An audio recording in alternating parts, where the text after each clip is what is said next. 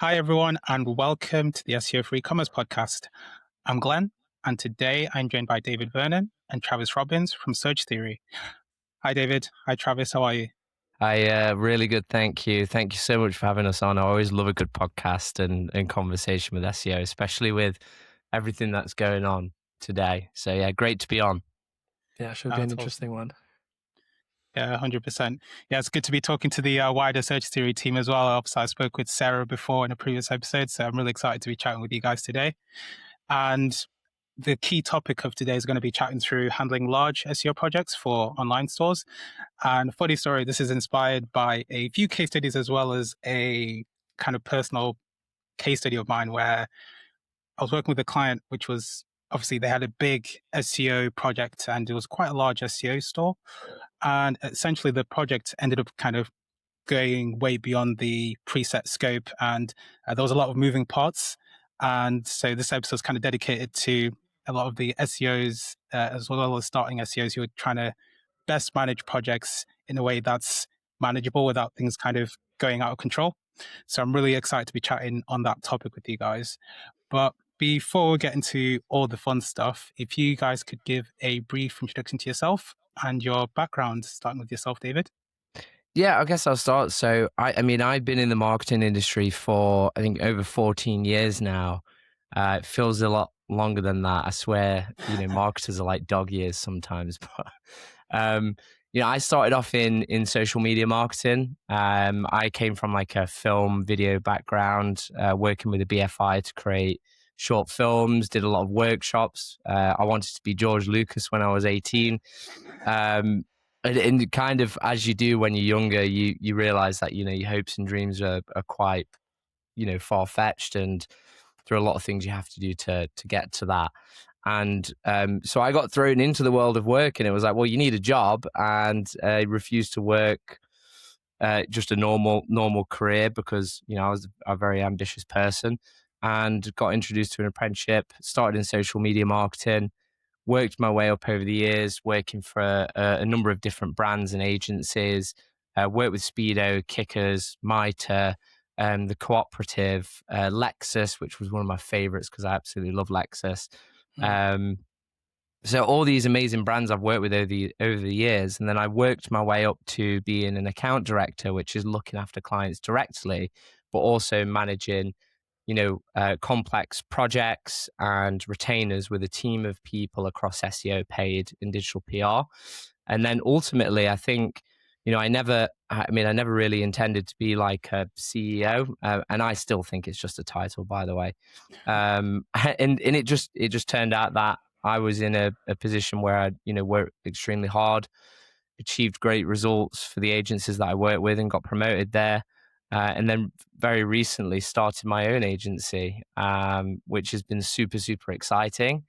And yeah, we've been building the Search Theory team. In month one, we've surpassed, 6 figures in annual recurring revenue.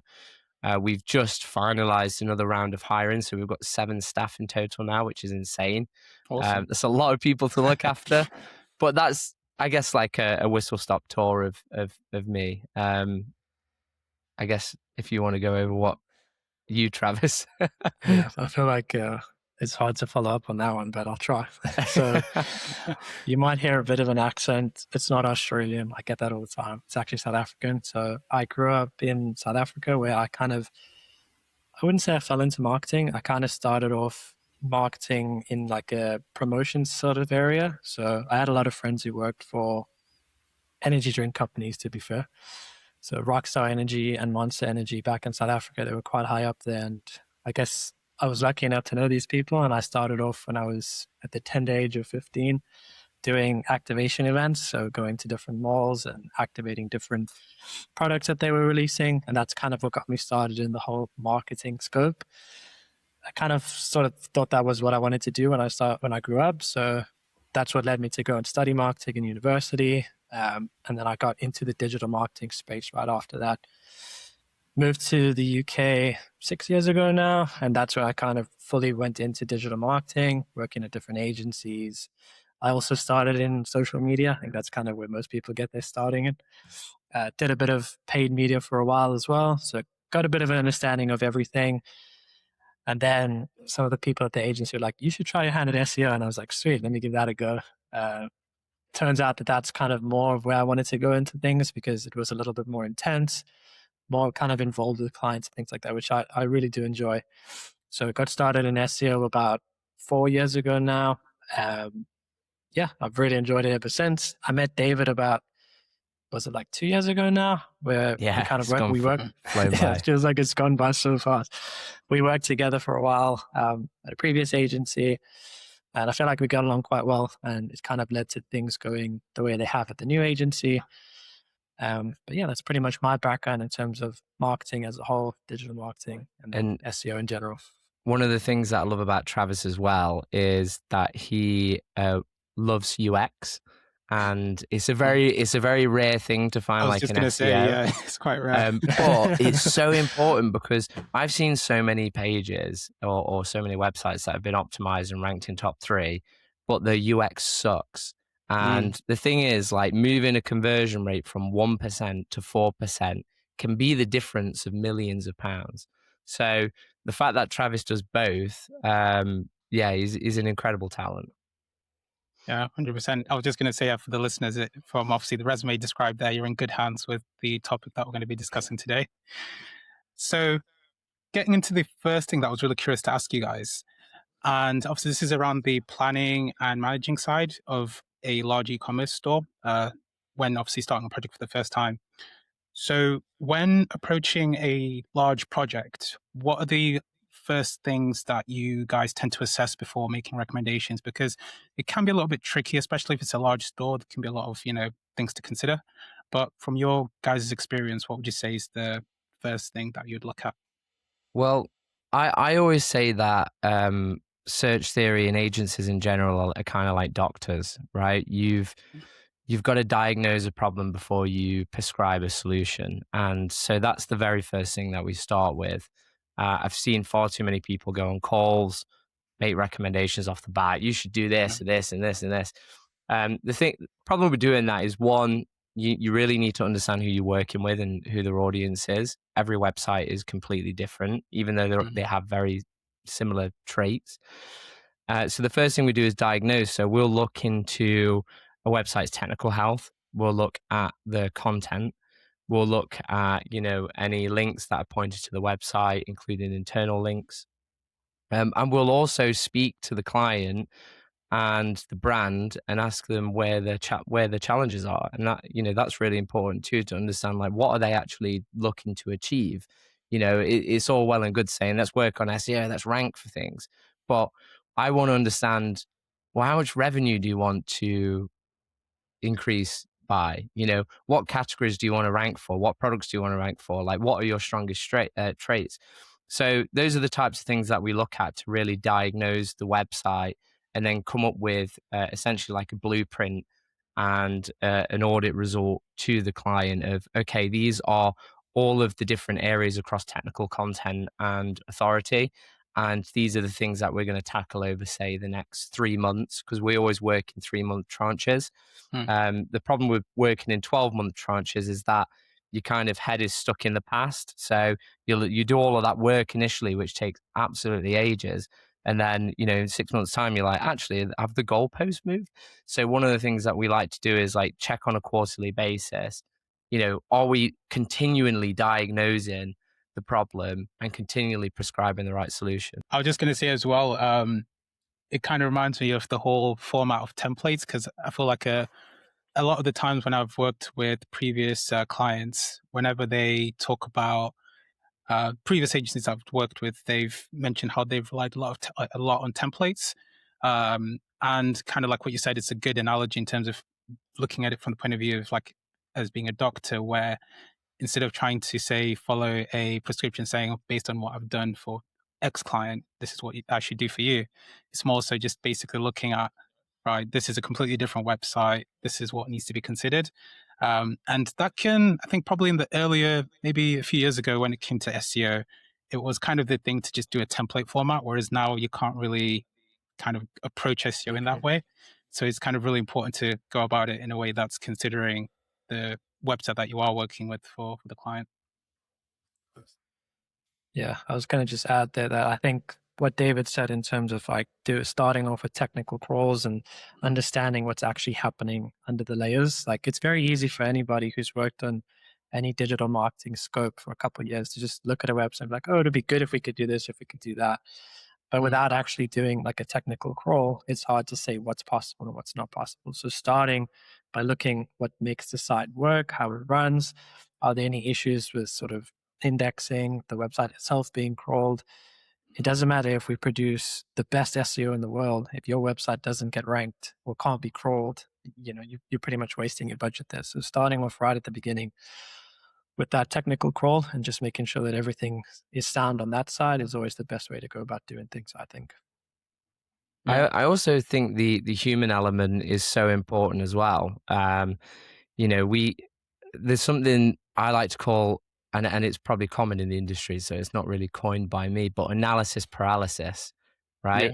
And I see this far too often. A lot of the time with actually like head of marketing, marketing directors, marketing managers, where they've got all this data from all different angles: social media, SEO, paid, digital PR, audience insights, business targets, and you get lost in the source, right? And you overanalyze everything to a point where it's not productive anymore. And what you need to do really is bring the human element to it. And there is merit and trust in intuition, experience, skill, relatability of the products that you're selling or in the categories that you sell in. What are people asking about? In person, what are people searching for? Yes, look at the data, but you also need to act as a consumer, as a user as well yourself, and think in their shoes.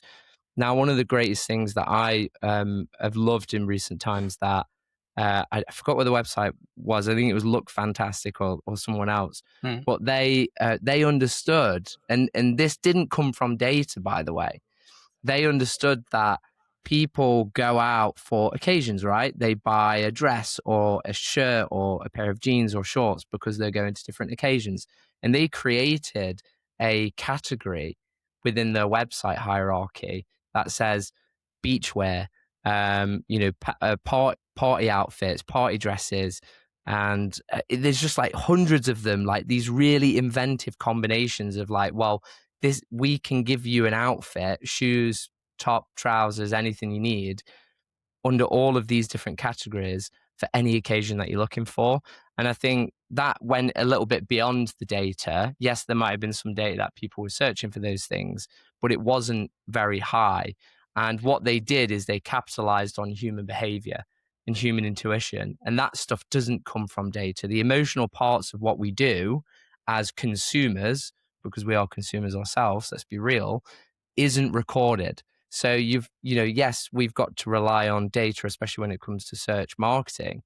But I think there's a lack of human element to what most people do every day. Yeah, 100%. And kind of just to tail off on that, it kind of reminds me as well with when it comes to, say, keyword research. And if you're, say, looking to introduce, say, categories or specific new pages on an online store, and you're relying specifically too much on the data, and you're not really considering some of the aspects where your consumers or your buyers are looking for things. And if you're doing keyword research, you might not see that specific search term getting a lot of search volume, and you'd rely on the data to be like, well, there's clearly no search volume. But like what you said before, David, the consumer themselves, they'll probably be interested in it. So being able to kind of be in tune with that human aspect can really help, especially from an organic perspective when you are looking to target a new audience. Yeah, that's where it's important to create demand as well, not just capture it. And a lot of brands are doing that with digital PR right now. And yes, you can capitalize on existing searches, absolutely do that. That's where a lot of money is to be made, especially in e-com. But you also have the ability as a brand to influence and generate demand. Searches for things that didn't exist before. Here's a good example, actually. Have you ever considered, and I guess this is a question, have you ever considered having like a slushy machine in your house? Never thought of that before. Might be a good idea. Well, there you go. Like no one thinks about it, and this was true, right? You know, everyone knows what a slushy machine is. Everyone enjoys Tango Blast. Massively popular online. There was actually a viral trend about Tango Ice Blast, which I won't go into. But Ninja capitalized on that, created a fantastic product, which was a at-home Ninja slushy machine, and they created demand for a product that didn't have any search volume. There was nothing. There was no data to suggest that anyone was looking for an at-home slush machine. None. There was no searches for it. No one wanted it. But Ninja invented a product that solved a problem that people didn't know they had. You know, let's be real, it's a luxury. But then they use social media and digital PR and other marketing channels, including influencers, to create demand for a category that did not exist. And I really find it interesting when brands do that. And I think that's where, like I say, you've got to look beyond the data sometimes and think, well, actually, what's going on? Like, can we create something that's maybe not searched for? There's no data suggesting that this is going to be a success. And see if you can do something special. Yeah, 100%. It's getting that balance right between utilizing the data where it can be useful, but then at the same time, reminding yourself that you're still a brand and you have to, like what you said, generate that demand. Yeah, for sure. Awesome. And it ties into what I was going to ask as well when it comes to managing a project from the very start. And I wanted to ask you guys, in terms of projects that really do well and projects that don't do well when it comes to the management, what would you say are the things that separate a well-managed project from ones that slowly become reactive or difficult to manage?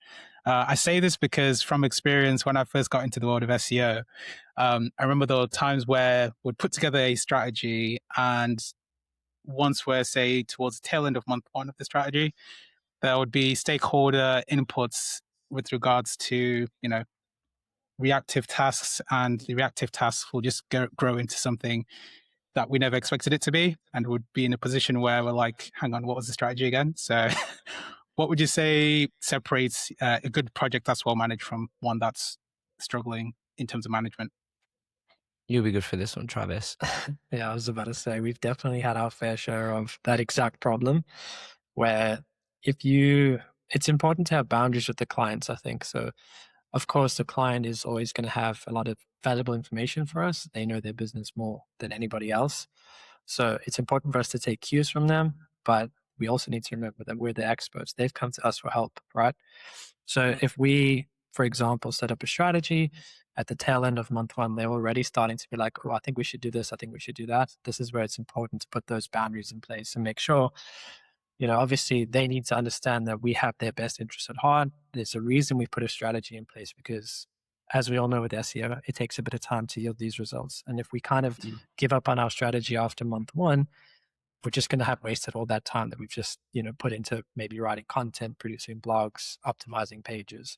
So I'd say that the most important thing when it comes to the initial part of strategy is to set these boundaries and make sure you stick to them. It's very easy to just be a yes man when it comes to a client to be like, oh yeah, that'll be a quick fix. And then 10 hours down the road, it's like, well, that wasn't that quick, was it? So setting the boundaries and making sure you stick to them, super important.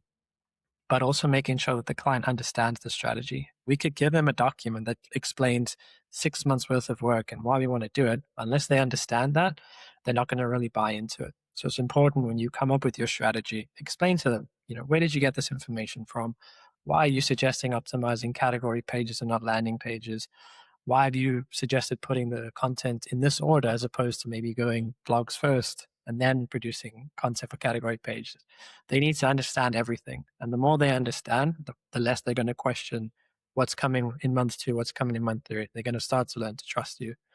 So in a nutshell, I would just say setting boundaries, sticking to them, and then building that trust by explaining exactly what it is you're going to do, how you expect that to kind of return results, and then just following the process from there.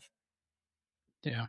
No, it's why the buy-in is so important early on when you're in the strategy run through phase with the stakeholders, because yeah, if that's kind of not clearly conveyed, like what you said, Travis, then that's when obviously you can get to situations where the side tasks become blown out of proportion and just take over the spot from the main strategy.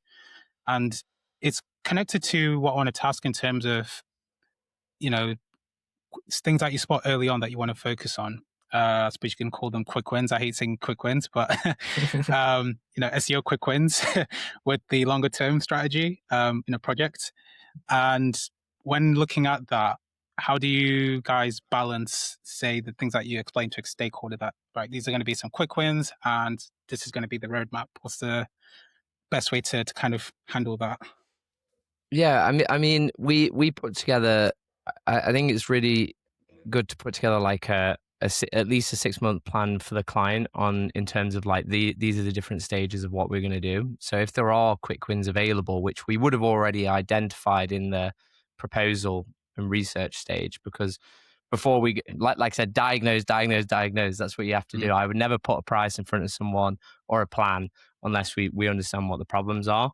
So, I typically give them a 6-month plan, which tells them like, these are the things that we're going to do initially, which is going to hopefully move the needle really quickly on some of the things that you might already rank in pretty good for.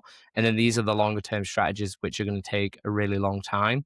A good example of that is we worked with a client, still working with them today, is their website. One of the core issues is that it's got too much content. And I know that sounds really weird, but like a blog post on average is like 8,000 words, and it's got like 400 internal links. So what that has created in the eyes of Google is it's really confusing, right? Because there's all these internal links, and there's internal links in the pages that are internally linked, and then there's all of this content, and it rambles on and on and on and on, and it goes off topic, and then Google thinks pretty much that it's a blogger website when in actual fact it's a business, it's a service business.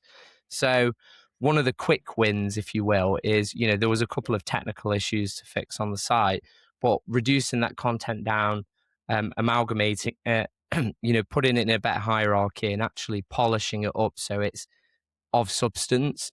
And so that would be classified as a quick win. And in some cases, when you look at those types of things, you can get a keyword that already is in, let's say, position 6, move to position 3.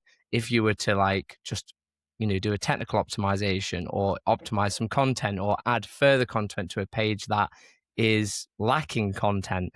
And so those are really great, because I think the biggest challenge that SEOs have at the moment is getting sign off on budget. And I think speaking to internal stakeholders, there is more confusion than ever in the SEO industry. People have only just learned what SEO means. Like, people have only just learned about what SEOs do. It's always been seen as a dark magic. And I finally feel like, our industry is finally being recognized alongside paid, alongside digital PR and social. And then comes along the GEO bros. And and I just think, we've had all of these new acronyms, and fair enough, if it helps you make sense of it, then call it what you will. But for clients, they're coming to me and saying, what's AIO? What's GEO? What's AEO? Should we be doing all of these? Should we be paying you for these things? Like, why aren't you doing them? And it's like, relax, right? For us, all of that, the changes in the industry, because it's our job to keep up with them, is included under our SEO services.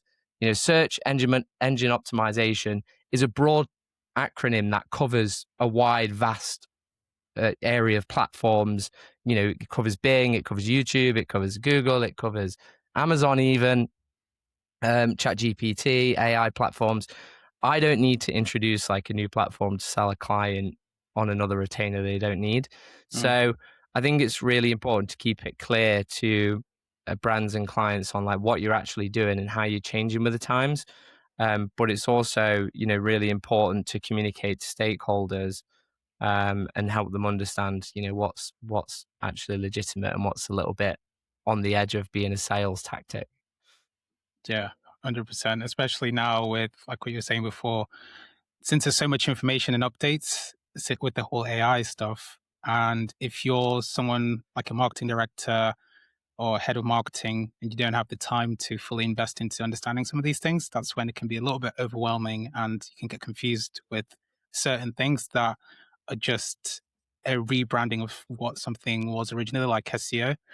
So it's really important that, obviously on our side at least anyway, when providing that information, that we can provide it in a way that's understandable and palatable to clients who don't have time to fully invest into understanding what's changing and what's new. So that makes sense for sure. Yeah, and none of them do. Mm. Like, I don't think I've ever worked with a marketing manager or a client that isn't up to their neck in work. And I've been internal before. It's such a common setup that you'll be the head of marketing, but you'll wear 17 hats, and they won't, internally, because they're paying an agency as well. They don't want to hire a marketing executive to support you. You could do the job. You're the man, right? Mm. And so that's typically what happens. And it's, I think the only way that a lot of clients actually get up to speed on what's happening in the industry is either by spending time on social networking on LinkedIn in their free time or during work, or going to events like Brighton SEO and MadFest in Manchester and all around the globe, really. And I've been to those events, and there's a lot of conflicting information. There's a lot of controversy in the industry right now. A lot of people, punching fists and swinging at each other. Mm. I can imagine it's absolutely hell trying to navigate that as a internal marketing manager. Yeah, LinkedIn at the moment, well, early on when AI first came, it was like the wild, wild west again. So Yeah. yeah. Oh, for sure. Awesome. And I wanted to ask you guys both this question. So it might be a bit of a different answer from both of you. And when it comes to operational issues or challenges, what would you say are probably the biggest challenges that you guys have come across when it comes to managing SEO across an online store? You go, Trav. Yeah, I've got coming from a UX perspective, one of the biggest sort of bottlenecks that I have is definitely going to be like a dev kind of task that I need to get done. Because unfortunately, a lot of people who, run these sites are not really, they don't really have devs on board in their business. They kind of, have external development teams. So when I suggest a UX change that needs to go into development, there's normally a backlog there, and that can become quite time consuming, to be fair. So that's definitely one of the biggest ones that I've had. And then touching on, I think we spoke about it earlier, you speak to stakeholders at the beginning. A shift in stakeholders is another big one, because you can get buy-in from, let's say, the marketing manager, right? And he's totally on board with everything. He's super happy. He's like, yeah, let's get it. And then somebody else steps in, maybe his manager or his boss steps in to question the strategy again. And that's when things can get a bit chaotic. So I'd say definitely those two, the lack of dev resource sometimes. And then when there's like too many cooks in the kitchen that just make everything messy, I think those are the two biggest ones for me. You just gave me PTSD with the dev support there. Yeah, tell me about it. I've had my fair share of, this will be a quick fix. And then 2 months down the line, I'm still trying to get approval on just a navigational change. So small things like that, if they don't have, and I mean, sometimes like a dev change like that can be easy, but I also think that if you're working with someone who's built a site, they can be so touchy with like a small change. Any suggestion or any sort of tweak that you suggest on their website, it's like their child. And you're like, oh, my child's not perfect. What do you mean? And then to implement these small changes can become quite tedious. And I think a lot of it has to do with the developer just being like, there's no need for that. I made it perfect the first time. So yeah, that's definitely a little bit of a chaotic thing there. I mean, there's even developers who like claim to offer SEO. I've seen that's quite common. Yeah, that's more common than I thought. They'll have like an apprentice marketing person with not even an SEO title. And it's probably at most dev agencies that I see this. And I understand why. Look, they deal with websites all the time. They must get asked about SEO all the time. They want to cash in on that. But that's also frustrating, because you've probably seen this as well, Travis, throughout our time working together.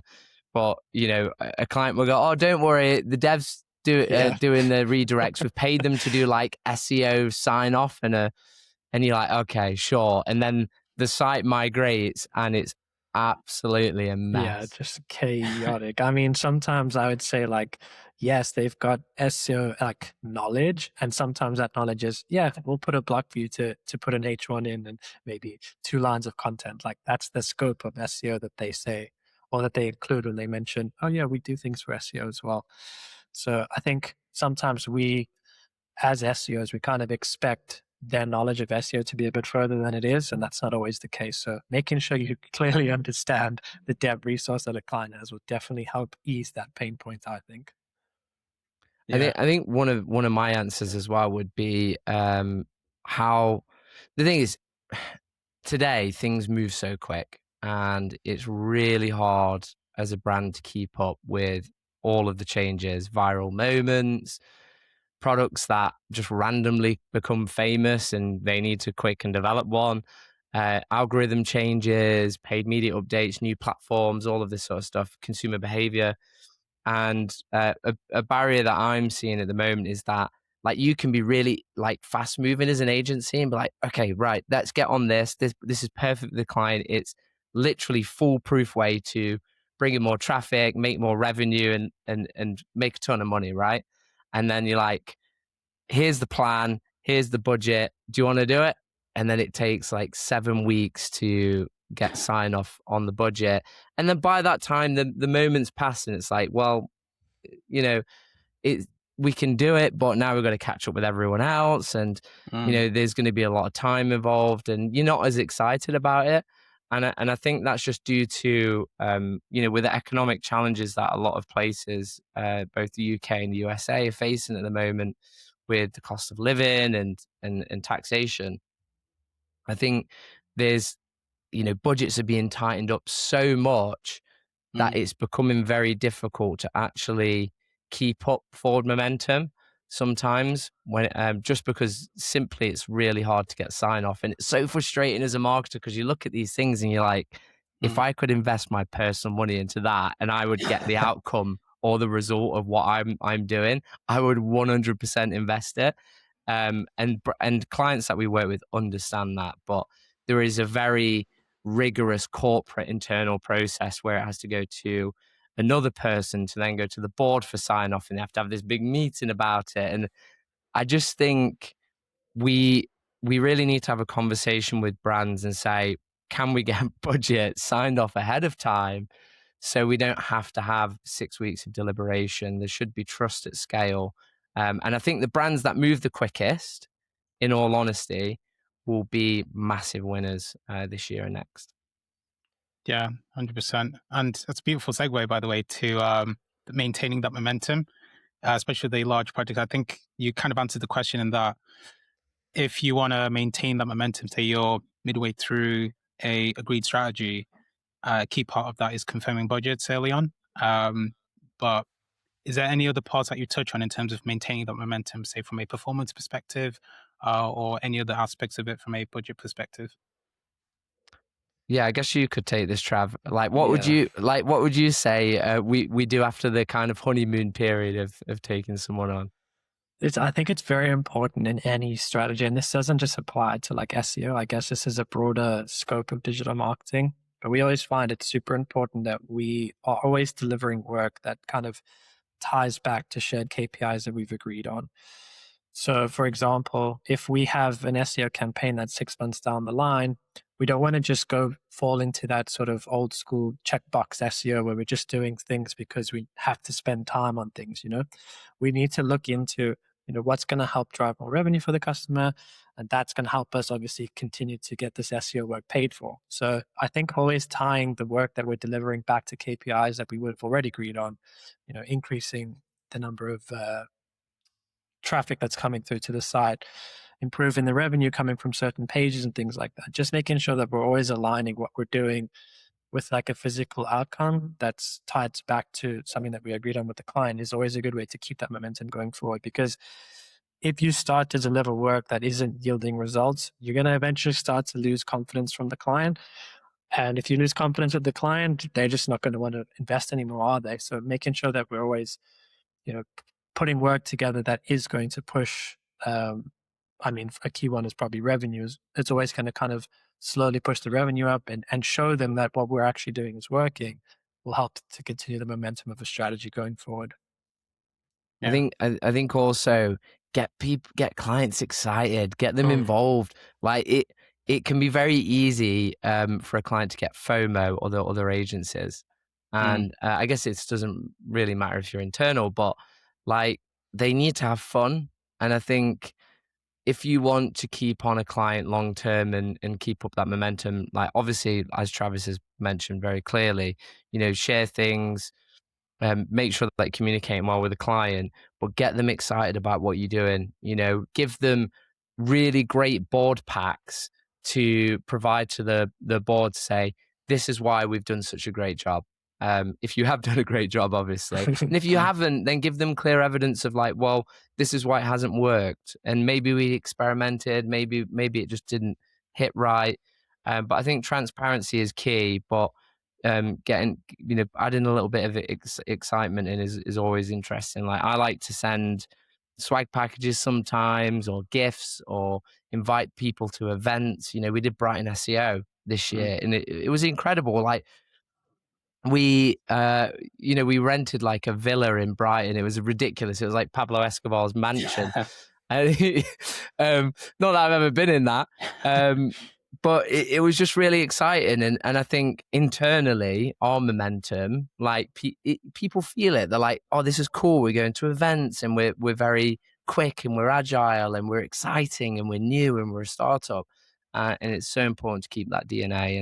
And it's the same with your clients. Like you can't become someone who just becomes a vendor and, the only communication you get from your agency is the bloody invoice. Yeah, 100%. And yeah, it's tied into, I think when I was speaking to Leona's story slides, she was talking about that as well, about having that relationship, because that can basically help in terms of periods where there might be dips in performance.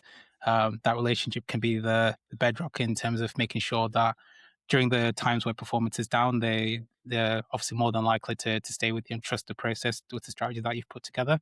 So yeah, that's a massive thing. I was going to tie into something that David said there, that like communication is always important with the client, and you don't always want to be shouting when all the wins are coming through. It's important to be transparent when you are having these downsides, because that again instills that trust with somebody. It helps you build that relationship that they fully understand that if things are going great, we're going to tell them. If things aren't going so great, we're going to let them know, but we're also going to come to them with a solution. So having communication at the highs and the lows is vital, I think, with all clients, and helps them keep invested in the long run as well, because they know that you've always got their back, essentially. Yeah, 100%. And staying on the topic of projects, and obviously I'm sure you guys have handled a lot of migrations on your side. And PTSD. Yeah, I've seen a lot that have gone really well and a lot that haven't gone so great.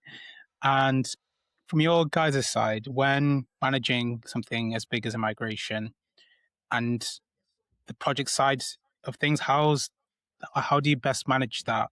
Especially if there's a lot of people involved, like developers and also the stakeholders of the business. I was asked this question, and there was somebody who was going through migration as well, and it was their first migration that we're doing. And they were basically asking, what's the best way to go about handling a migration with so many people involved? As you guys already know, there's a lot of people that have their input. So what's the best way to handle that project? One thing that I love to do is a beautifully designed checklist. Yes. And migration is a bit like an MOT. In a lot of ways, there is bespoke elements to it, but you have to follow certain rules, certain paths. Do your checks essentially. Is the site speed right? Does it work on mobile? Is this redirect actually done properly?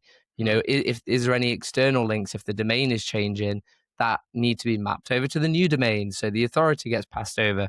So what I like to do is a really beautifully designed checklist, and you can actually find these for free online quite easily. I don't have one to give away to your viewers, unfortunately, but and then what I like to do is map those checklist items to who's responsible.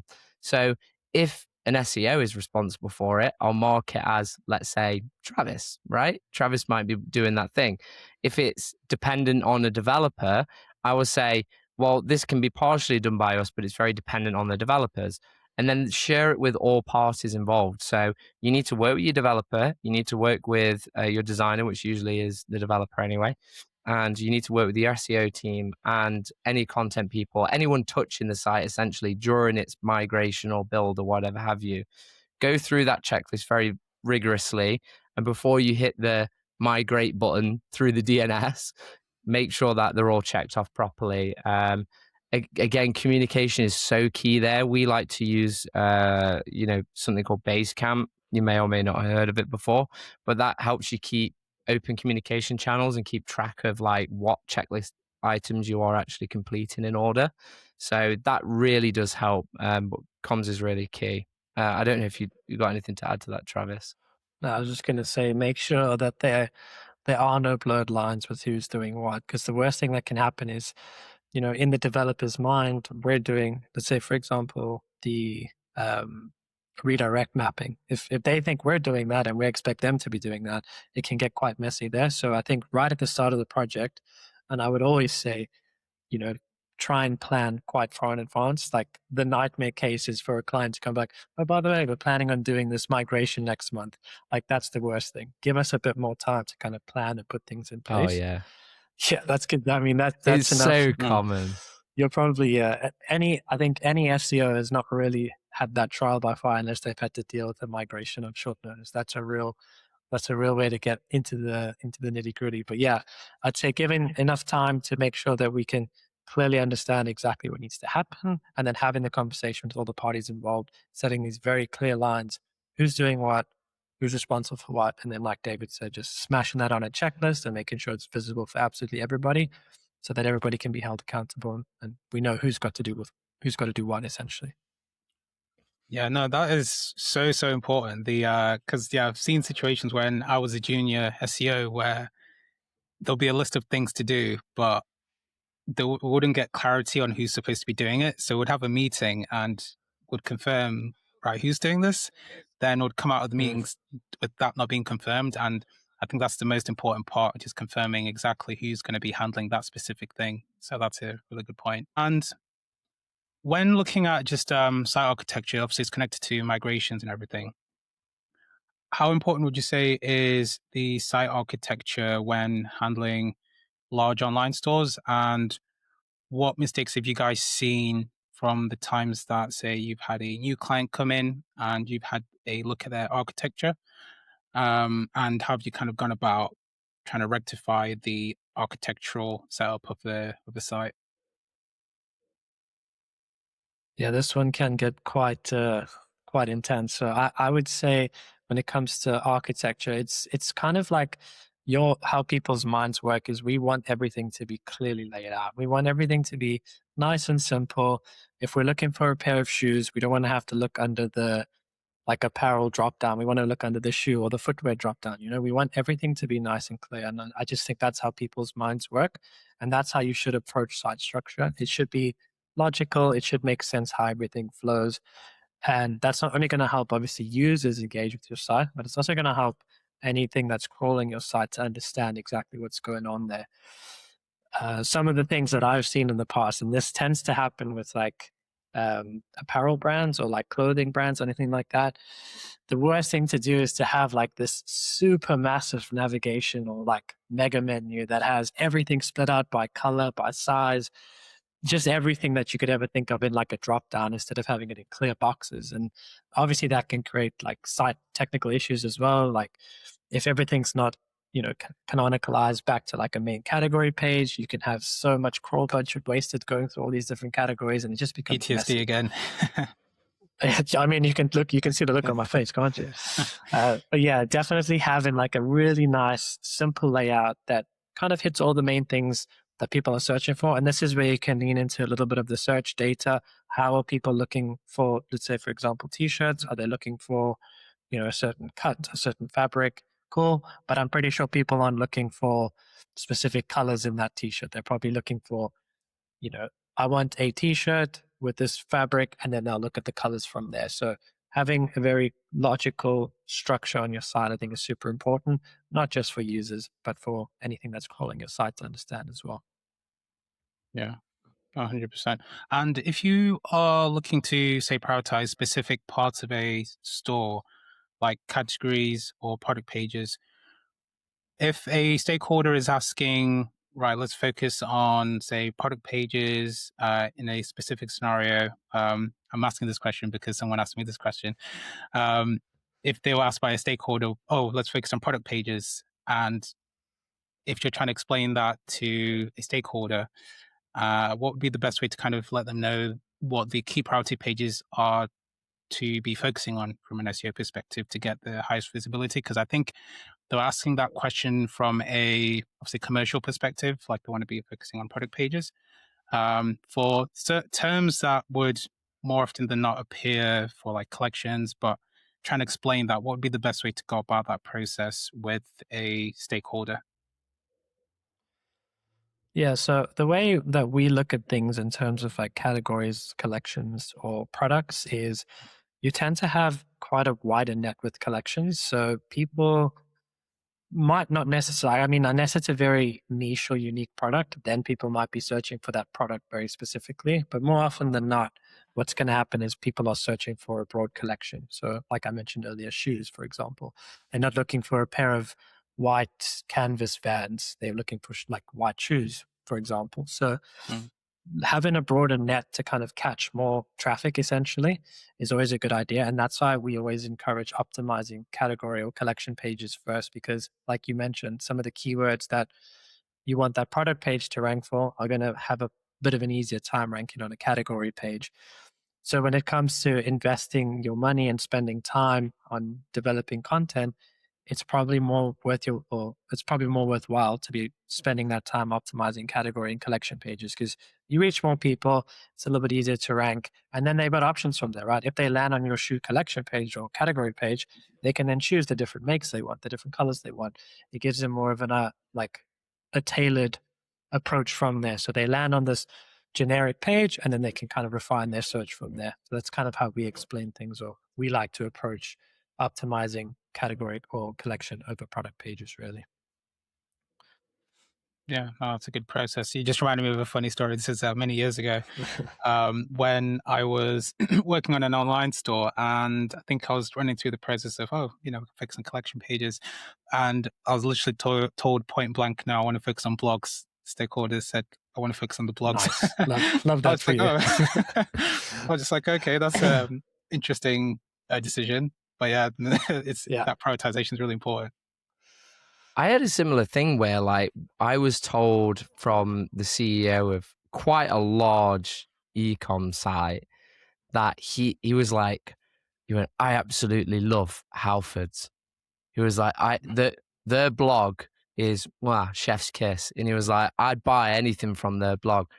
I'm like, okay, and I was like, what are you getting at? And he's like, they post 50 blogs a day, and I'm like, do they? And I was like, okay, what's the point? He was like, we need to post 50 blogs a day. And he was like, because Halfords are so incredible, they're smashing it. We need to post that many blogs. And I was like, oh my God, that's not the answer. It's so tough dealing with that sometimes. Yeah, I'd say also like what we mentioned earlier, how it's important to like set these boundaries with clients, because for some reason, and I mean, it is understandable, clients are going to be like, this is my best-selling product, we must optimize this page. They need to understand that, there could be an opportunity on a category page where it's a very high intentful keyword that has, good search volume, but it's ranking on page 2. We can just push that onto, just the bottom of page 1 even, could potentially increase revenue by way more than getting small incremental gains on a product page that's already doing quite well, already performing well in terms of revenue. So setting these boundaries as well so that they understand exactly why we're doing things is also pretty important, I think. And it's going to probably save you a lot of a headache as well. Yeah, 100%. And I think you both touched on it, the content side of things. But when a brand has a lot of products, like 1,000 products or so, how do you decide where the content investment should realistically drive the biggest impact? Or because it can be a little bit tricky. when trying to decide where to invest time for key specific pages? Yeah, I think the worst thing that you can do in a situation like that is have like a blanket statement of, this works every single time. This worked for us before, it's going to work again. So I think it's always important to look at and this is another time where we can fall back on data, seeing, what are people actually searching for? What are they looking for? And that helps us prioritize maybe a certain collection. And once we're happy with like the top level collections, that's when we can start to break down into products. And like you said, like having 1,000 products on a page, it's always going to be a tricky situation to navigate. But as long as you have like a good understanding of, what are people wanting out of this collection and what particular products are performing best, then we can start to kind of drill down further into those. But having like a one size fits all solution for this sort of problem is never a good idea. I think it kind of depends on, what pages are needing the most work on them, what pages are actually performing well already, what products are super popular. Just looking at certain gaps in like the SEO space as a whole for these different categories of products is always probably a good idea. But yeah, that's kind of how we sort of approach things when it comes to like massive online stores and like with lots of different categories and lots of different products. Yeah, and it's definitely a combination of the data as well as what David said before. I suppose the data or internal data from customers that the client will have. So if they're seeing that seasonality from a seasonal perspective, a certain product would be really important to drive sales. So focusing on it early before the season can be really, really important as well. So it's that balance that you touched on, David, of yes, the data would be really useful, but at the same time, I want to see internally what information that the client may have that's beyond the data. So that would be really important as well. So that's a really good point. One of the things I wanted to kind of segue into as well was on processes and also the future of e-commerce SEO, not just e-commerce, but just SEO in general. And I wanted to ask, in terms of like processes, what would you say separates brands that integrate SEO well internally from the ones that struggle with where to utilize SEO essentially, and you can get to a point where things become blocked or deprioritized? So what would you say separates brands that do well with brands that don't do well with integrating SEO? I think that's a really interesting question. It's a very good one. I think I've had to think about this type of question for a long time, and I think it's not a simple case of, oh well, the difference between a good e-com website who does SEO and a bad one who does SEO is, oh, the quality of content. Such a typical answer. I think what truly separates a e-com site doing really great SEO is that they have nailed the integration of their marketing team. And this is more important than ever, especially now that consumers are searching across a multitude of platforms, not just Google. And when I talk about a multitude of platforms, I'm also talking about social media. And it's been really interesting to have a look at the data and consumer behavior around searches on platforms like TikTok. And I would never say it's a search engine. I think that's a ridiculous. It's a social networking site with a search function. Nevertheless, people do search things on there, like the best food in Manchester. They might search for like beauty products, which I think is very common with that type of audience. And I think you can't do very well in all of those things if you're not integrating your team better, right? So SEOs need to work with the social media team, and the social media team need to work with the SEO people and the paid people and the digital PR team. And we should see campaigns not as separate silos and separate projects that we each individually work on. We should see them as opportunities and projects that we work on cumulatively together, right? All of these people should be sitting in the same room. And it's very common, actually, that someone will hire us as their SEO agency, and they'll have a PR agency, and they'll have a paid agency, and they'll have a social agency, and none of them are interested in talking to us. Literally none of them, right? And we're very open, and we're like, we'll speak to the team. We need to understand what they're working on. But these people, whether we like it or not, are competitors, and they see it as dog eat dog, right? They are mad that we've got the SEO and they want it, and they don't want to help me, right? And this is a problem I see all the time internally. SEO people are, don't align with paid people because paid people steal our traffic. Like, I hate paid people because they steal our traffic. And then the digital PR team sat on its own watching the SEO and paid people fight. And then you've got the content team saying, I hate the SEO team because they rewrite all of my shit. Like, it's the thing is, there is the separation of marketing teams has never been as bad as it is today. And the brands that want to really, truly stand out and perform, and I have evidence and data that proves this is the case, when teams work together simultaneously on one common vision and one common goal, they achieve far greater results and outcomes than anyone else. And so if you want to be super successful in the e-com space, you need to combine those channels. And if you have separate agencies for everything, you need to put them in the same room and make them fight, right? If you're doing it internally, you need to do the same thing. People need a process in which they can work together in an amicable way.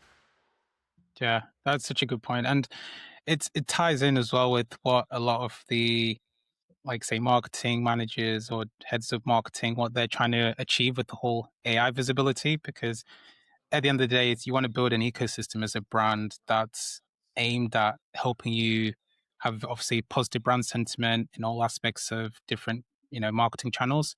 And if, like what you were saying before, David, a lot of the teams are siloed and they don't really communicate, that's when obviously things just get misaligned massively. So that's really, really important to make sure that's integrated as much as possible.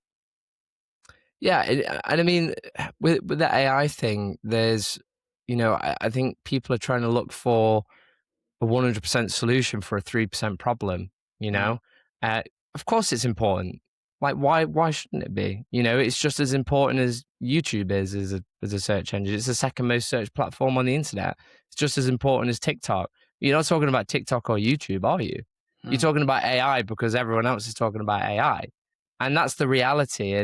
And what I hope to help clients gain clarity on is where the most important time and effort and money is spent, right? Like, everyone wants to rank in AI, but they're not asking themselves why, or like what it will do for them if they do. And then when they find out, they're like, oh, actually, yeah, we might be cited in ChatGPT, but it's low volume and there's no direct attribution. Yes, you want to be working on those things, but don't silo them out. Like, it should be, how do we get in front of as many people as possible across as many platforms as possible? But most importantly, the platforms that our audience actually fucking spends their time. Like, not where my boss is getting jealous and he wants to chat GPT himself in front of all of his golf buddies. I think we need to get real about what's important for our own companies and our own brands, instead of just glazing at the idea of like, oh, we could do this because it's the new thing. And that's where I get a little bit frustrated. But I think I do help bring like the no BS clarity to a lot of people who get excited from the FOMO that's generated online and saying, actually, there's this other thing which is more relevant to you, has higher volume, can get better results, and you're not even thinking about it. And that could be something like YouTube. Ninja do really well on YouTube. I mentioned them at the start of this video. I'm not sponsored by Ninja, by the way. But they do like loads of videos, and they do giveaways to influencers who are going to unbox and test their products on YouTube. The first thing I did when I looked at the Ninja slushy machine is like a YouTube video of it working, see if it was actually good or not. And it influenced the decision. I looked on Google, I looked on YouTube. I didn't ask ChatGPT because I think it's not a problem, right? I don't need like a custom answer for it. But I looked at all these other platforms, including Instagram, et cetera, and then I made a purchase.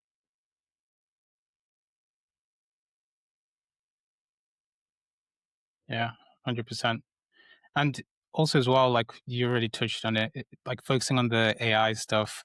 I think it's like trying to run before you can sort out, or trying to run before you can walk, essentially. And if you can focus on the foundations first before trying to look at all that stuff, then yeah, that's probably the better format to be approaching things. And tying with that, like things to focus on when looking at things like reports and showcasing data to stakeholders, what would you say are the key metrics? I know, revenue is always going to be the main thing.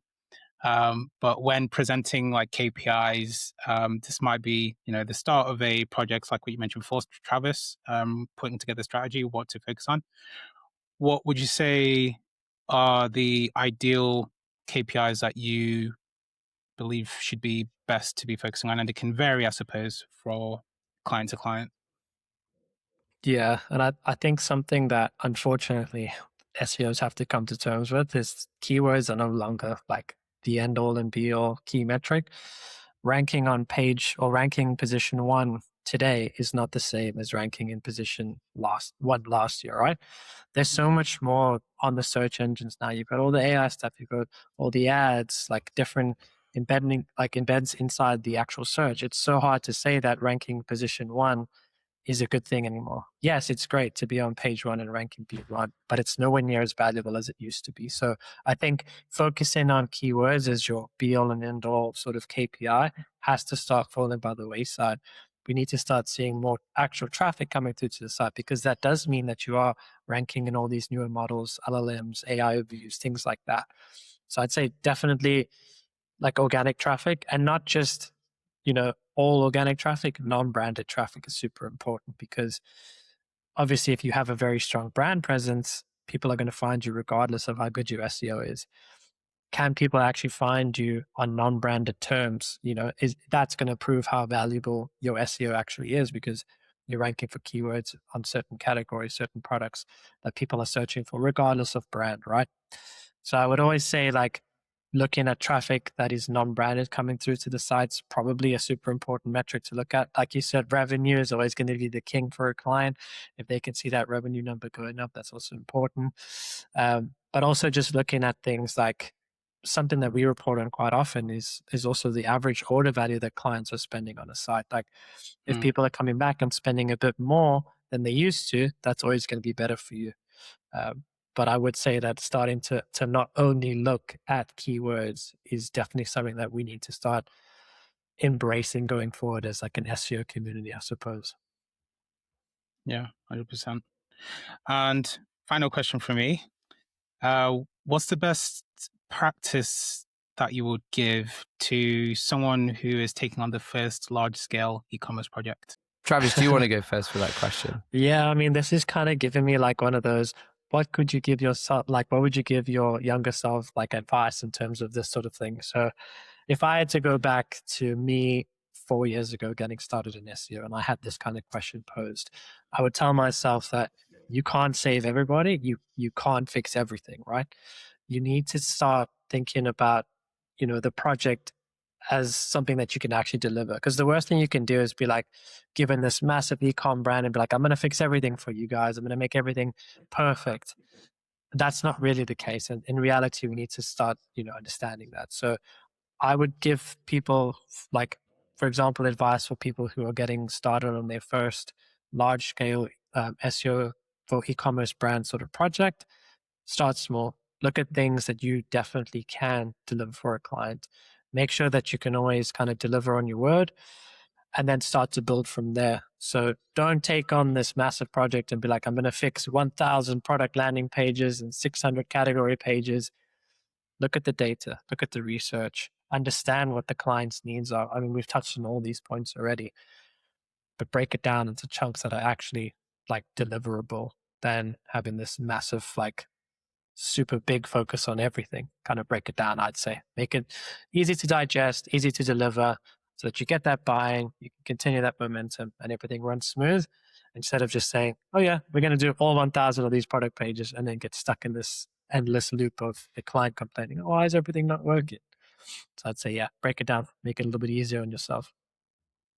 to be fair, I don't think I can beat that answer. But what I would say is probably on my previous point as well is that, you know, if you're just starting out with e-commerce SEO, try and pull everyone together, right? It takes an army, not an individual, to get really great results and have that consistency. So I would be the saving grace of a person who tries to bring together other teams, including the dev team, the paid team, and force people to work together. Like try and push people to say, like, let's share data, let's share knowledge, let's make sure that we've got aligned goals, because I see a lot of unaligned goals when it comes to starting a campaign. And be one of, if you can, do that as early as possible. Yeah, no, I love that. That's really good advice there. And in terms of, well, for listeners anyway, if they want to connect with you guys, where can they find you? For me, I'm quite active on LinkedIn, for better or for worse. And a lot of people say to me, like, you know, it's a terrible platform and it's full of rubbish. But I tend to post there like pretty much like every single week. So you can find me on LinkedIn, David Matthew Vernon, if you search for me online. And yeah, I've got some good stuff going on there. So I guess that's primarily where I post a lot of my podcast work, thoughts, opinions, controversies, all that sort of stuff. Awesome. And how about you, Travis? I'm not as active as David on LinkedIn, but I'm sure you could follow me there as Travis Robbins. But most of our stuff is probably going to be on the Search Theory LinkedIn page. So keep your eyes out there. Oh, that's awesome. Yeah. And any exciting projects that you're working on? Obviously, I know you've got the Search Theory stuff, and I'm enjoying the journey watching you guys on LinkedIn. Oh yeah, we've got so many exciting things. We've just we're under NDA with a couple of clients, so I can't mention their name. I don't know why loads of brands are really funny about like announcements these days, because when we landed our first client in Search Theory, I was so gassed. I was like, I want to get this out all over socials, all over on press releases. And obviously you've got to do the courteous thing and say to the client, look, can we post this? And they were like, unfortunately not. We don't want like all of our suppliers and everyone else knowing who we're working with. And it was just one of those things, like they just wanted their privacy, and it's like, fair enough. But saying that, we've got some awesome announcements coming up, and we've got some really exciting things coming up. I'm actually doing a talk at Brighton SEO this year, TBC on what the title is, and it's to be announced. I don't mind mentioning it now because we are entering the promotional period. So I'm doing a talk in Brighton in October. And Travis is working with some awesome clients right now. So I don't know if you want to mention anything that you've got on. In terms of exciting stuff, yeah, working with some really cool clients at the moment. Like David said, we can't really discuss who they are. But like I said, keep your eyes out on the Search Theory LinkedIn. And yeah, some very exciting stuff to come from there. Awesome. Well, thanks so much for that, David, Travis. And guys, if you want to learn all things SEO and are looking to work with an SEO agency, you now know where to find Travis and David at Search Theory, and you can find them on LinkedIn. And if you got a ton of value from this podcast episode, be sure to like and follow us. But until the next episode, we shall see you guys next time. Cheers, guys. Cheers, Travis. Cheers, David. Thanks, Glenn. Cheers, everyone.